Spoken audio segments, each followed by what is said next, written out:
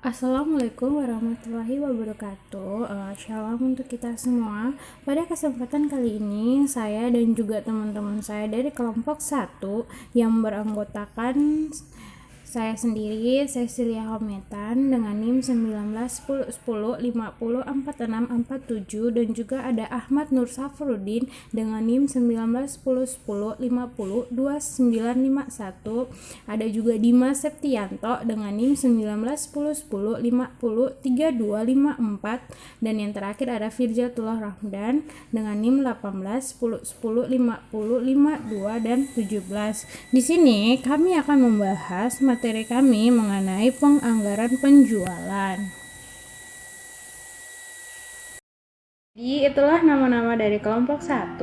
Selanjutnya kami akan membahas tentang materi kami yang berjudul tentang anggaran penjualan. Di sini kami memiliki 6 sesi yang akan kami bahas dalam anggaran penjualan. Yang pertama, kami akan membahas tentang pengertian anggaran dan anggaran penjualan. Yang kedua, kami akan membahas tentang faktor-faktor yang mempengaruhi anggaran penjualan. Yang ketiga, kami juga akan membahas tentang langkah-langkah dalam menyusun anggaran penjualan. Yang keempat, ada hal yang perlu diperhatikan dalam penyusunan anggaran penjualan. Yang kelima, ada beberapa teknis atau metode penyusunan anggaran penjualan. Yang terakhir, kami akan membahas tentang manfaat anggaran penjualan. Itulah 6 sesi yang akan kami bahas pada materi kami tentang anggaran penjualan. Selanjutnya teman-teman, saya sendiri akan membacakan sesi pertama tentang pengertian anggaran dan anggaran penjualan. Yang pertama, anggaran. Anggaran itu merupakan suatu perencanaan yang terinci dalam bentuk kuantitatif yang menunjukkan bagaimana sumber daya diperoleh dan digunakan dalam suatu periode tertentu. Sedangkan anggaran penjualan itu sendiri merupakan anggaran yang sangat penting dalam penentuan proyeksi penjualan dan penghasilan yang realistis dan pendukung utama dalam menyusun rencana anggaran komprehensif perusahaan.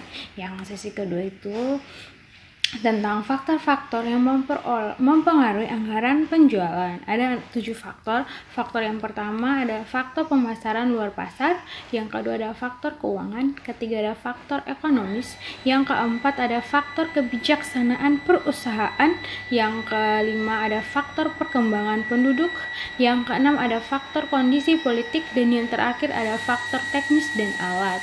Dan sesi ketiga akan dibacakan oleh teman saya yang bernama Ahmad Nur Safrudin. C. Langkah-langkah dalam menyusun anggaran penjualan. 1. Mempertimbangkan faktor yang mempengaruhi anggaran penjualan. 2. Menetapkan harga jual untuk produk tertentu dan daerah tertentu. 3. Membuat taksiran atau ramalan penjualan tiap jenis produk yang akan dijual dan penentuan produk yang akan dijual pada daerah tertentu. 4. Memperhitungkan anggaran penjualan dengan matang. 5. Barulah menyusun anggaran penjualan. D. Hal yang perlu diperhatikan dalam menyusun anggaran penjualan.